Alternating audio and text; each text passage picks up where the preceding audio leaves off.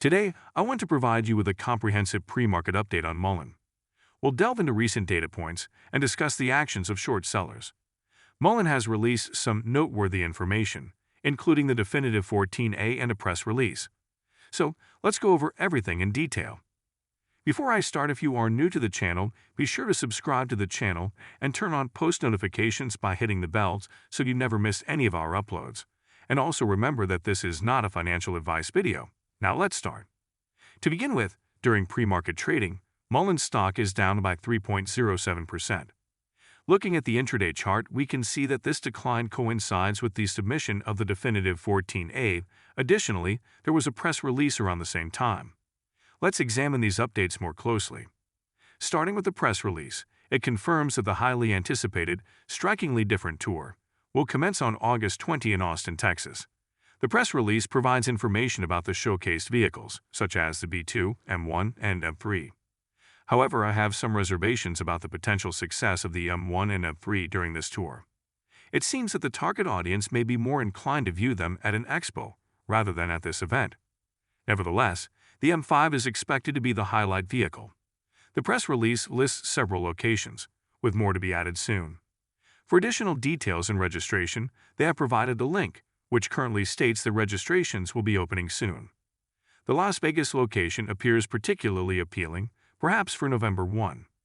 One key aspect I hope they improve upon this time is the sustained marketing and PR efforts throughout all the tour locations. In the past, after the initial locations, the marketing seemed to dwindle, and people were unsure if the tours were still ongoing. It's crucial for them to maintain consistent promotion throughout the entire tour. Considering these updates, it's evident that Mullen is on track with their plans, as they previously announced the tour would take place in the summer. This progress likely contributed to a slight bump in the stock price during pre-market trading.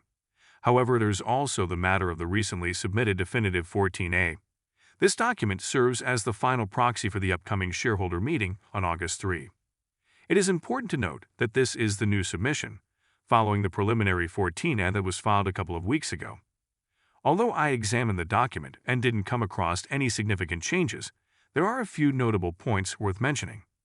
The outstanding share count has been modified from 263 million to 643 million, which is expected when considering the company's growth. However, what caught my attention was the change in voting power for David. Previously, he held 4.3 million shares, granting him considerable influence. Now, his voting power has increased to 191.5 million shares. During the last round of shareholder meetings, David had created AA preferred shares, which gave him an immense amount of voting power, around 1.3 billion shares. I couldn't find any indication of new shares being created, so it's puzzling how his voting power has increased again. This is certainly something to consider and monitor closely. Moving on, there's an additional paragraph in the document that warrants attention. It discusses the NASDAQ rules, particularly the bid price rule, and emphasizes that Mullen is not compliant with it. Furthermore, it raises concerns about excessive reverse stock splits, as per NASDAQ Rule 58-10.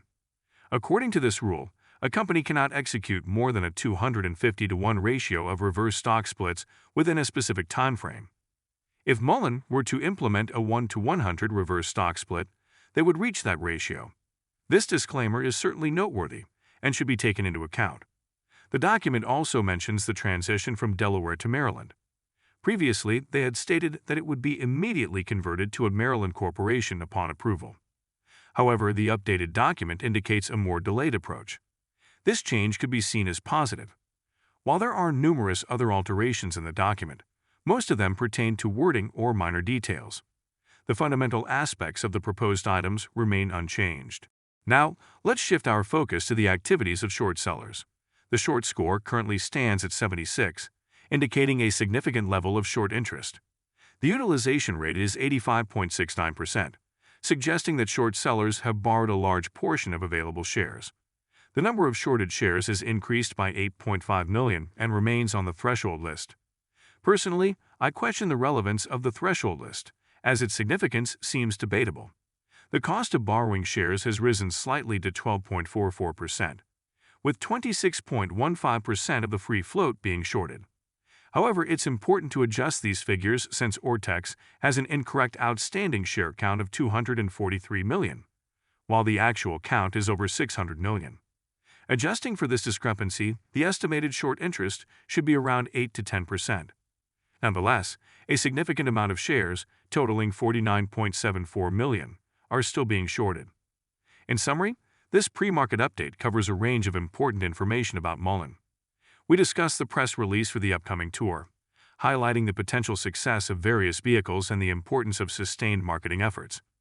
Additionally, we examined the recent submission of the definitive 14A, noting changes in outstanding share count and David's increased voting power. The document also shed light on the company's non-compliance with NASDAQ rules and the transition to a Maryland corporation.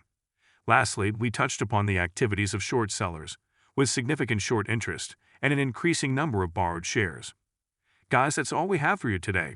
What is your opinion about Mullen stock? Get involved and let us know in the comments down below. Thank you for watching.